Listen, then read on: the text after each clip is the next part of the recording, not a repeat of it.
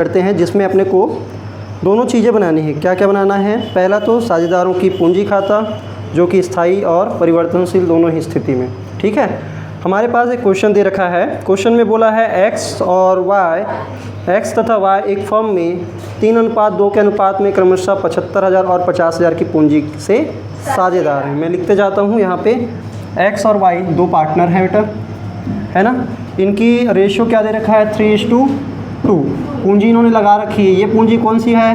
प्रारंभिक पूंजी, साल के शुरुआत में ही है। तो ये कितना है? 75,000 और 50,000 हो गया। सेकेंड थिंग इन्होंने बताया है कि ये एक टेबल दे रखा है। इसके बाद क्या दे रखा है? टेबल। टेबल की जो सारी चीज़ें हम यहाँ पे नोट डाउन कर लेते हैं। पहला इन्होंने बोला है 1 जुलाई सन 2021 में, ये भी 21 की ही बात है जब ये साल का शुरुआत है। ठीक है, अब देखो यहाँ पे आपका बोला ही इंग्लिश वाले इसमें देखोगे तो आपको लिखा यही है कि हमारा जो ईयर एंड है वो कब हो रहा है बेटा? 31 दिसंबर 2021। क्या लिखा है? 31 दिसंबर 2021। मतलब हम साल का प्रारंभ कब से मानेंगे? 1 जनवरी। कब से मानेंगे? वो कुछ नहीं बोला तो 1 जनवरी मानना पड़ेगा ना। ठीक है, तो हमारा साल के शुरुआत में ये 1 जनवरी को है। और दूसरा अभी बोला है 1 जुलाई को, ये सारे 2021 की बात चल रही है। 1 जुलाई को इन्होंने अतिरिक्त पूंजी लगाई है। क्या लगाई है? अतिरिक्त पूंजी। अतिरिक्त पूंजी के नाम पे एक्स ने कितना लगाया है? 15,000 और वाई ने लगाया है 10,000। इन्होंने 15,000 लगाया है, इन्होंने लगाया है 10,000। और इसके बाद इन्होंने बोला है कि पूंजी पर वार्षिक दर से कितना देना है? ब्याज देना है। और वो 6% है। दोनों के केस में 6% है। तो बताओ इस अकेले इस पूंजी पे लगेगा कि इस पे भी देना पड़ेगा?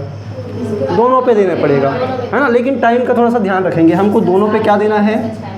इन दोनों का हमको क्या देना है? पूंजी पर चलो मैं यहाँ पे सिर्फ ब्याज लिख लेता हूँ। और ब्याज कितना देना है? दोनों को 6% से। ओके। और इसके बाद इन्होंने बोला है वर्ष में किए गए आहरण, मतलब किसने कितना कितना आहरण किया है। तो यहाँ पे हम लिख लेते हैं आहरण। इन्होंने ड्राइंग्स कितने कितने की कर रखी बेटा? इन्होंने बोला है 1500 और 1000। तो यहाँ पे हम 1500 लिखते हैं और यहाँ पे लिख देंगे 1000। हो गया। और इन्होंने बात कर रखी है वेतन। वेतन सिर्फ एक्स को दिया जा रहा है और वो भी कुछ ना बोला तो आप क्या बोलेंगे? सालाना है। क्या है ये? तो हम यहाँ पे वेतन लिख देते हैं। वेतन कितना देना है? 1000।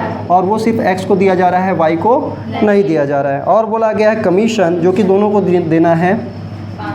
कमीशन 500 है और 350 है।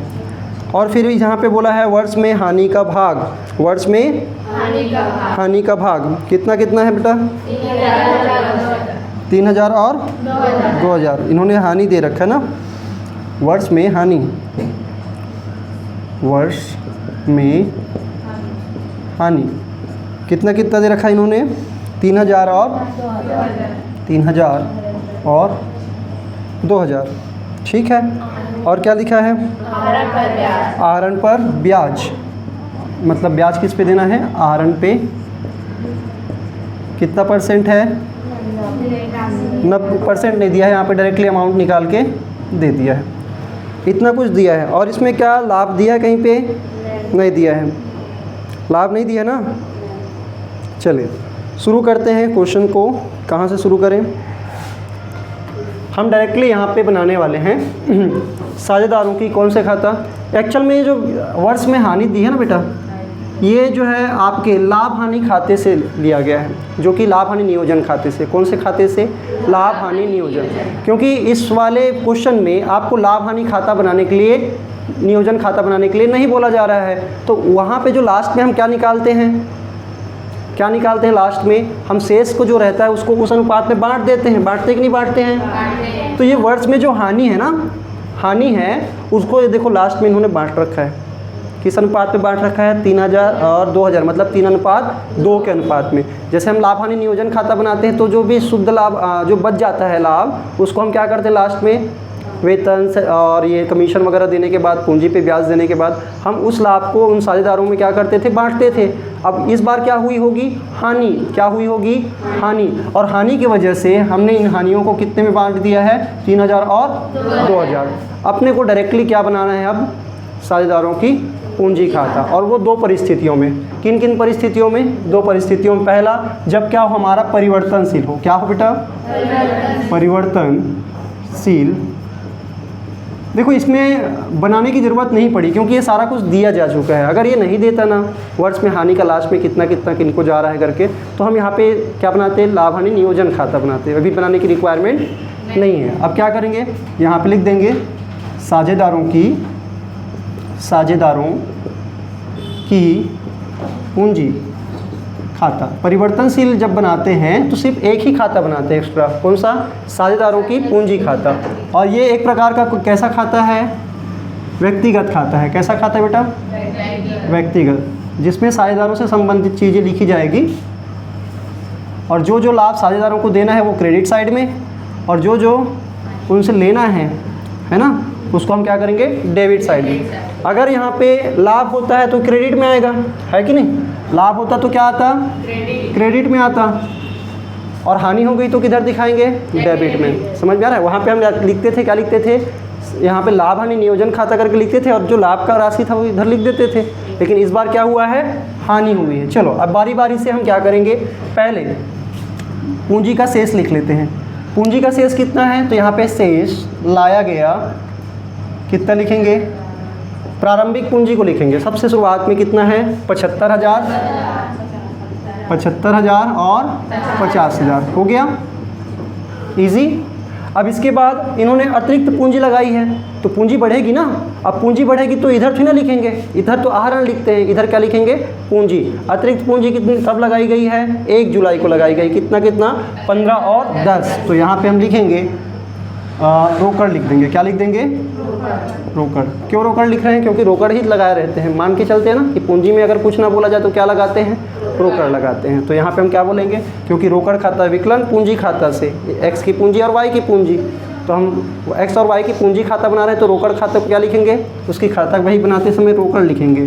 तो यहाँ पर हम लिख देते हैं रोकड़ खाता, और यहाँ पर क्या लिखेंगे, 15,000 और यहाँ पर 10,000। हो गया, ईजी है यहाँ तक। चलो अब बताओ, पूंजी को ब्याज देंगे तो साझेदारों की पूंजी बढ़ेगी कि कम होगी, उनकी पूंजी बढ़ेगी, क्योंकि देना है ना, देना। देखो ये सारी चीज़ें हैं एक प्रकार के दायित्व, फर्म के लिए क्या है, दायित्व। जब भी ये बढ़ेंगे, चाहे ब्याज की वजह से हो, चाहे वेतन की वजह से, चाहे कमीशन की वजह से, तो इधर ही लिखेंगे हम। समझ में आ रहा है। तो अपन क्या करेंगे, अब हम पूंजी पे क्या देंगे, ब्याज। चलो पूंजी पे ब्याज की गणना करते हैं। पहले यहाँ पे मैं लिख लेता हूँ, वर्किंग नोट करके आप लिख लेंगे। वर्किंग नोट, ये क्या होता है, रफ कार्य जो आप करते हैं, इसको थोड़ा सिस्टमेटिक ढंग से लिखेंगे। पहला लिखेंगे बेटा, क्या लिखेंगे, पूंजी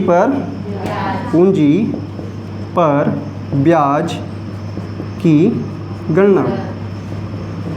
किसकी पूंजी पे ब्याज की गणना करेंगे, तो सबसे पहले इन दोनों की पूंजी पे अलग अलग निकालना पड़ेगा। पहला देखो, एक तो साल के शुरू से है, ये 75,000 साल के शुरुआत से है, तो इसको पूरे 12 महीने का निकालना पड़ेगा। 12 महीने का मतलब डायरेक्टली 6%, है कि नहीं। लेकिन ये वाला जो पूंजी है वो जुलाई को लग रहा है। अगर हम 1 जनवरी हमारा साल का शुरुआत है और 31 दिसंबर साल का ईयर एंड है, साल का अंतिम दिन है, तो हम क्या बोलेंगे कि जुलाई जो है मई जून मतलब मई का 5वां महीना और जून का 6वां महीना हो गया। ये जुलाई का है, मतलब 6 महीने गुजर चुके हैं ऑलरेडी।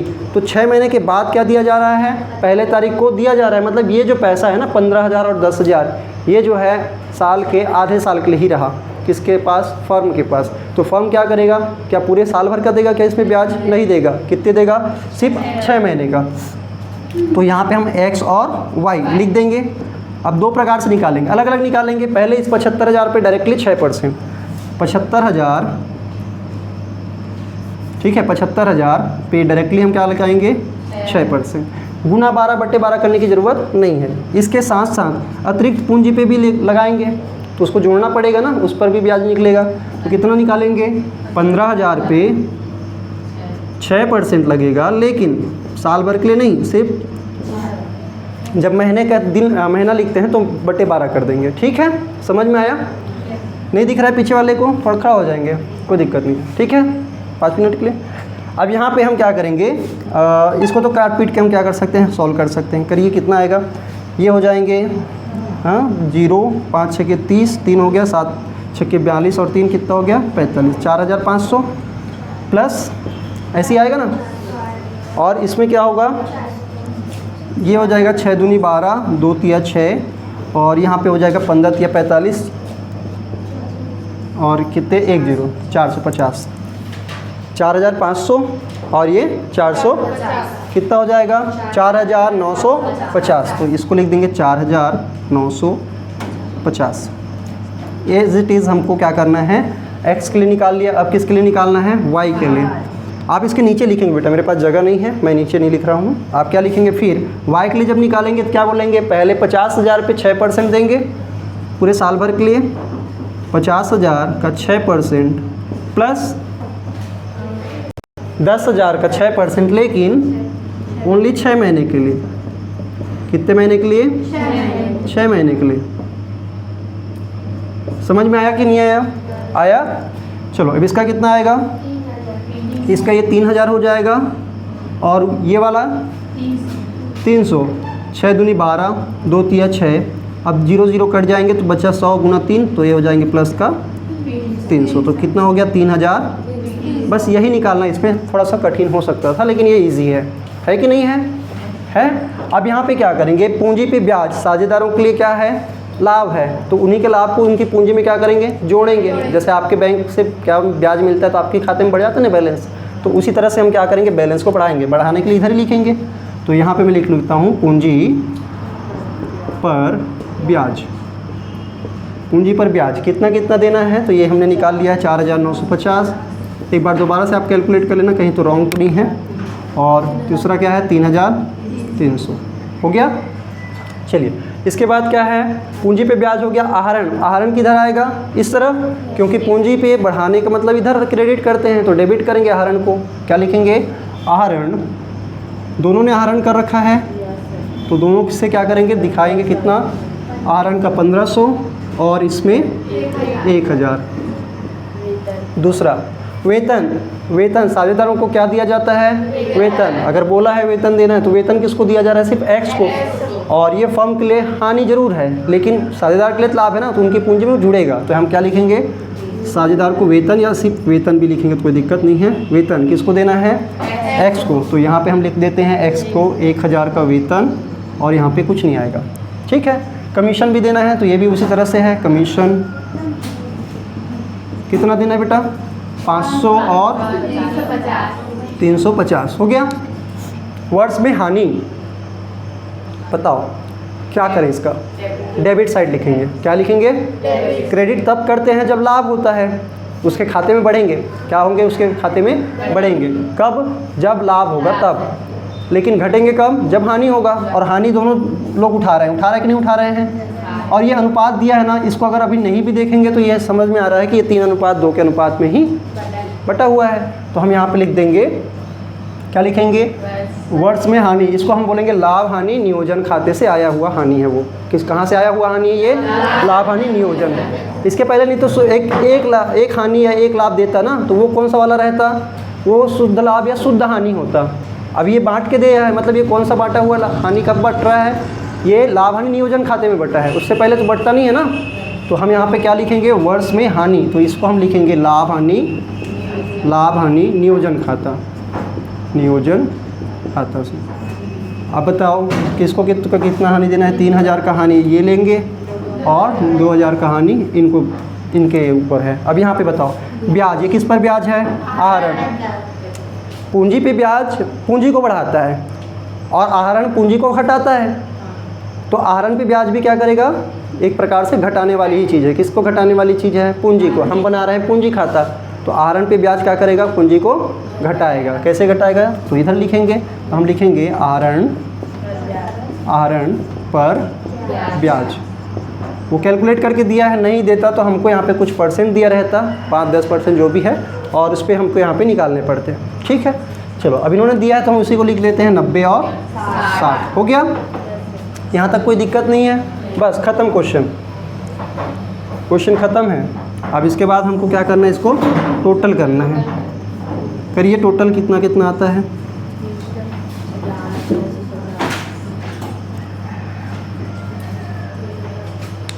इनका टोटल आ जाएगा, इधर ज़्यादा है ना बेटा, ये हो गया 60 और ये 63 और 63,650।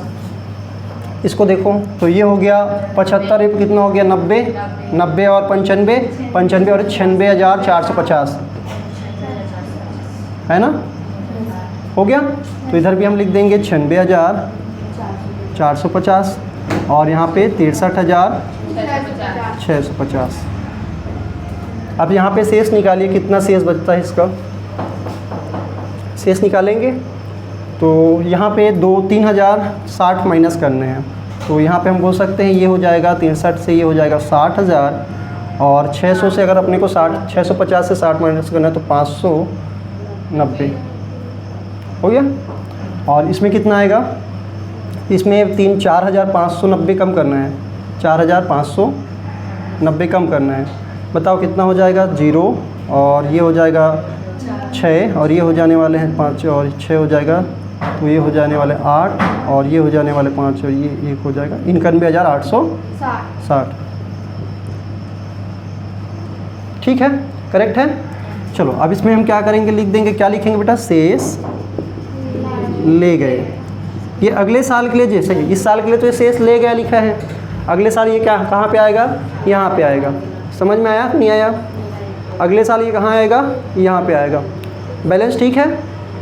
चलो तो इस प्रकार से आपका जब परिवर्तनशील पूंजी है तो क्या बनेगा, सिर्फ एक ही खाता बनेगा, साझेदारों की पूंजी खाता, और उसी खाते में आपको इन सारी चीज़ों को इकट्ठे क्या कर देना है, लिख देना है।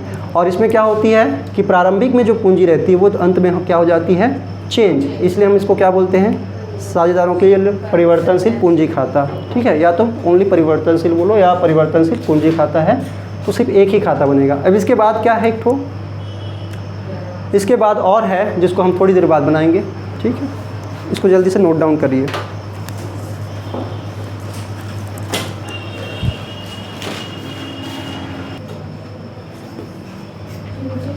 चलिए अभी जो हमने बनाए हैं ये कौन सा वाला है, जब साझेदारों की पूंजी क्या है, परिवर्तनशील है। दूसरा अब हम देखने वाले हैं जहाँ पे साझेदारों की पूंजी क्या होती है, स्थिर होती है।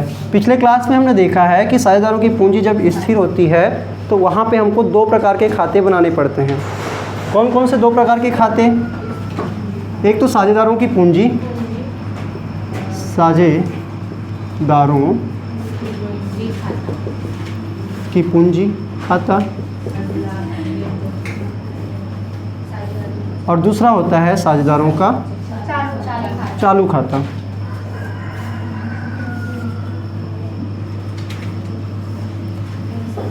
चलिए छोटा छोटा बनेगा।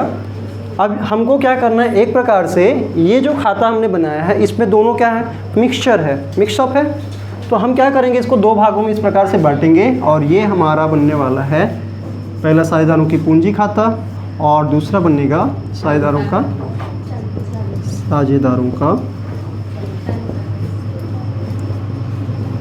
चालू खाता।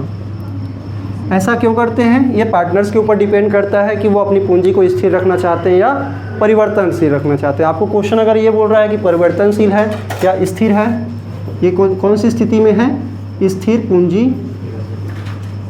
है तब की स्थिति में, और ये हमने जो बनाया वो कौन सी है, परिवर्तनशील। अब हम क्या करेंगे, इस परिवर्तनशील के दो चीज़ों को छोड़ के बाकी सब चीज़ों को हम कहाँ पे डालने वाले हैं, साझेदारों के चालू खाते में। तो ये x और ये y, ये x y, ठीक है। चलो अब हम क्या करेंगे, शेष लाया गया पूंजी को छोड़ के, पूंजी और एक्स्ट्रा पूंजी अगर अतिरिक्त पूंजी लगाई जा रही है या पूंजी का आहरण किया जा रहा है, कौन कौन सी चीज़ें यहाँ पे आएगी। पहला पूंजी जो प्रारंभिक में है, अगर कोई बीच में साझेदार क्या करते हैं, अतिरिक्त पूंजी लगाते हैं, पूंजी के नाम पे अगर पैसा लगाते हैं तब ये बढ़ेगा, अन्यथा ये लाभ वगैरह से बढ़ेगा नहीं। और दूसरा आहरण भी दो प्रकार के होते हैं, कौन कौन से दो प्रकार के, एक तो होता है लाभ का आहरण और दूसरा होता है पूंजी का आहरण। पूंजी का आहरण अगर हम साफ साफ बोले तो आपको यहाँ पे दिखाना है आहरण करके, लेकिन कुछ ना बोले तो आहरण जैसे हमने यहाँ पे दिखाया कि था डेबिट में ही दिखाना है, लेकिन ये जो आहरण है वो कहाँ पे जाएगा, यहाँ पे। पूंजी यहाँ पे घटेगी बढ़ेगी तभी जब इसमें पूंजी लगाई जाएगी या पूंजी को आहरित किया जाएगा। समझ में आया कि नहीं आया? चलो अब यहाँ पे हम क्या करेंगे, शेष लाया गया है, इसमें लिखेंगे, अपन लिखेंगे शेष लाया गया, कितना लिखेंगे 75,000 और 50,000 हो गया। दूसरा, ये अतिरिक्त पूंजी है, क्या इसको हम लिखेंगे कि नहीं लिखेंगे? वहाँ पे लिखेंगे, क्योंकि ये पूंजी के नाम पे पैसा लगाया जा रहा है तो हम यहाँ पे लिखेंगे। अगर ये कुछ नहीं रहता ना, मान लीजिए ये वाली चीज़ें नहीं दिख रही थी, अतिरिक्त पूंजी वाला, तो ये जो पूंजी है ये शेष में यही रहता और इसका टोटल दोनों साइड करते, फिर इसका शेष वही अगले साल के लिए ट्रांसफ़र हो जाता। क्लियर है? तो अभी हमको फिलहाल लिखना पड़ेगा रोकड़ खाता, कितना बेटा? 15,000 और 10,000। तो यहाँ पर हम लिखेंगे रोकड़ खाता और ये 15,000 और ये 10,000 हो गया। चलिए, तो इनका तो यहाँ पे एक ख़त्म हो गया। आहरण जो दिया है, यहाँ पे आहरण के बारे में कुछ विशेष जानकारी नहीं बोली गई है कि यह पूंजी का आहरण या लाभ का आहरण है, तो हम मान के चलते हैं कि वो लाभ का ही आहरण किया है। जैसे कि हम बताए हैं कि क्या होता है कि 1 लाख अगर आप लगाए हैं, अगर आप 20,000 कमा रहे, तो नॉर्मल आदमी क्या करता है, जो कमाया हुआ पैसा ना उसी को घर निकाल के ले जाता है कि नहीं? लेकिन अगर मान लीजिए वो अपने धंधे के सामान को बेच के वो पैसा उसको कमाई मान के उसको निकाल के ले जाए तो अच्छी बात है क्या? नहीं। तो यहाँ पे पूंजी का आहरण बहुत ही कम होता है, लाभ का आहरण अधिकतर जो ज़्यादा होता है। कहने का मतलब जब भी हमको आहरण के बारे में जानकारी दी जाएगी तो कुछ ना बोला जाए तो आप क्या बोलोगे, ये लाभ का आहरण है। किसका आहरण है? लाभ का। और लाभ के आहरण को हम यहाँ पे लिखते हैं। ठीक है, चलो अभी हम यहाँ पे बारी बारी से ये सारी चीज़ें हो गई कहाँ पे, इस वाले खाते में। अब जो बच गया लाभ, जितने भी लाभ के राशि हैं जो कि साझेदारों को अलग अलग नाम से दिया जा रहा है, उसको हम कहाँ पे लिखेंगे? चालू खाते में। इससे ये बताओ, इस साझेदारों की पूंजी खाते ये वाले तरीके से ये तो कंफर्म हो जाता है ना, जैसे इसमें पता नहीं चलेगा, मान लीजिए 2-3 साल हो चुके हैं साझेदारों को, तो ये पता नहीं चलेगा शुरुआत में कि इस फॉर्मेट को देख के कि उन्होंने प्रारंभ में क्या पूंजी लगाई थी। पता चलेगा क्या? नहीं। लेकिन यहाँ पे साफ साफ नज़र आएगा। क्यों? क्योंकि हर साल पूंजी जनरली चेंज होती नहीं है, तो कभी कभार चेंज होगा, कभी कभार एक्स्ट्रा पूंजी लगाई जाएगी। तो यहाँ पे कभी कभार लगाई जा रही है, तो इसलिए यहाँ पे जो पूंजी प्रारंभ में थी वो अंत में रहेगी। तो ऐसे 2-3 साल अगर गुजर भी गए हैं तो आपको यहाँ पे ये पता रहता है कि कौन से साझेदार ने शुरुआत में जब धंधा शुरू किए थे वो कब कितना कितना कितना पैसा लगाया था। ठीक है, लेकिन यहाँ पे नहीं पता चलेगा। क्यों नहीं पता चलेगा? क्योंकि चेंज हो जाती है, हर साल क्या हो जाएगी ये चेंज। अगले साल फिर कुछ लाभ होगा, कुछ हानि होगी, फिर उसमें क्या होंगे, फिर चेंज हो जाएगा, बदल जाएगा। तो यहाँ पे ये वाला खाता बनाने से एक फ़ायदा तो ये नज़र आता है कि हमारा क्या हो जाता है, पूंजी सेपरेट रहता है और इसके जो लाभ है हानि है वो अलग रहता है। अब यहाँ पे हम क्या करेंगे, पूंजी पर ब्याज यहाँ पे लिखेंगे। इसको शेष वेश तो है नहीं, तो हम लिखेंगे पूंजी पर ब्याज, जो कि हमने पहले कैलकुलेट कर रखा है कितना, 4,950 और 3,300। तो यहाँ पे लिखेंगे 4,950 और 3,300। पता छापना नहीं अभी, पूरा फोकस यहाँ पे। वेतन भी देना है, तो वेतन यहाँ पे आएगा। चलो, वेतन कितना कितना है बेटा, 1,000 और कुछ नहीं। और उसके बाद कितना है, कमीशन दिख रहा है 500 और 350। तो ये लिख देते हैं कमीशन 500 और 350 हो गया। चलो, ये सारी चीज़ें हमने लिख ली। अब यहाँ पे इस साइड के लिए बात कर रहे हैं। आहरण को हम क्या मानेंगे, लाभ का आहरण। तो यहाँ पे हम लिख देंगे आहरण, मतलब ये जो लाभ कमाए गए हैं ना, जैसा एक क्वेश्चन था इसके पहले वाला, उसमें बोले गया क्या गया था कि साझेदार ये सोच के आहरण कर रहे हैं कि उसको साल में क्या होगा, उसको साल में वेतन और कमीशन के नाम पे कुछ ना कुछ लाभ होगा। उसको ध्यान में रख के लोग क्या कर रहे हैं, अपना अपना आहरण कर रहे थे। तो वैसा ही सोच के आहरण किया गया है। तो यहाँ पे हम क्या बोलेंगे, 1,500 और 1,000। तो हम लिख देंगे 1,500 और यहाँ पे हम लिख देंगे 1,000 हो गया। और यहाँ पे बोला गया लाभ हानि नियोजन का हानि, तो हम यहाँ पे लिखेंगे हानि को। लाभ होता तो यहाँ पे, हानि है तो कहाँ पे लिखेंगे, यहाँ पे। ये लिखेंगे लाभ हानि नियोजन खाता। और यहाँ पे लिख देंगे कितना, 3,000 और 2,000 हो गया। और उसके बाद आहरण पर ब्याज, तो यहाँ पे आएगा आहरण पर ब्याज कितना कितना है, 90 और 60। ये लिख देते हैं 90 और 60। ठीक है, अब ये शेष ले गया, अब इसको इग्नोर करो क्योंकि अब इनका अलग से शेष निकलेगा। ये शेष था इनके पूरे टेबल का, अब इनका टेबल का शेष क्या निकलेगा, अलग निकलेगा। तो अब क्या करते हैं, टोटल करिए, टोटल कितना आता है इधर वाले। चलो इसका जोड़ने में आसान है, ये 90 हो गया और ये 60 हो गया। ये कितना हो गया, 60 हो गया। तो यहाँ पे भी लिख देंगे 90,000 और 60,000, और इसी को हम क्या लिखेंगे, शेष ले गए। ठीक है, कितना 90,000 और 60,000 हो गया। चलो वो तो चलो ठीक है, अपने जगह में जैसा भी ठीक हो गया। अब मेरे को ये बताओ, ये दिख रहा है ना बेटा, देखो यहाँ पे 90,000 दिख रहा है और यहाँ पे कितना दिख रहा है, 91,000। और हम क्या कर रहे हैं, इसी को तो 2 भाग में करके लिख रहे हैं। तो यहाँ पे जो शेष आएगा ना वो मात्र 1,860 होगा। कितना होगा, 1,860। और यहाँ पे कितना होगा, 590। आप करके देख लेना कितना आएगा, 590। समझ में आया कि नहीं आया? तो आप अगर ये अच्छे से बना लिए हैं तो आपको ये बनाने में दिक्कत नहीं आएगी। वैसे तो आपको दोनों चीज़ें एक साथ क्वेश्चन में कभी नहीं पूछा जाएगा, क्योंकि इतना टाइम नहीं रहता है आपके पास। तो इसको टोटल कीजिए, कितना हो गया, 3,650, 3,650। और इसका हो जाएगा 6,450, और इसमें लिख देंगे 6,400। अब यहाँ पे लिखेंगे शेष ले गए। सुनो, अब ये शेष ले गया है ना, ये जो है अगले साल यहाँ पे लिखा आएगा। देखो इस साल कोई, सुनो ध्यान से, इस साल कोई ऐसा नहीं था, चालू खाते का कोई प्रारंभ है ही नहीं। इस साल कोई चालू खाता बना था क्या? उन्होंने बैलेंस दिया नहीं था चालू खाते का। अगर चालू खाते का बैलेंस दिया रहता ना, तो जैसे यहाँ पे शेष लाया गया लिखा है ना, वैसे भी हम यहाँ पे क्या लिखते हैं, शेष लाया गया लिखते हैं, अगर चालू खाते का बैलेंस दिया रहता तब। अब ये जो है अगले साल कहाँ पे दिखाई देगा, चालू खाते में ही दिखाई देगा, लेकिन किधर, यहाँ पे शेष लाया गया करके। समझ में आया कि नहीं आया? चलो, और ये तो है अपनी जगह में जैसे कंटिन्यू होगा, ये अगले साल के लिए यहाँ पे दिखाई देगा फिर, और फिर इसमें कुछ अगर कम ज़्यादा होना होगा तो होगा, और फिर उसके बाद क्या दिखाएगा, फिर शेष निकलेगा, फिर शेष निकलेगा। क्लियर है? चलो, उम्मीद करता हूँ आज की क्लास में जो आपको परिवर्तनशील पूंजी और स्थिर पूंजी का कॉन्सेप्ट समझ में आया होगा। मिलते हैं नेक्स्ट वीडियो में, तब तक के लिए।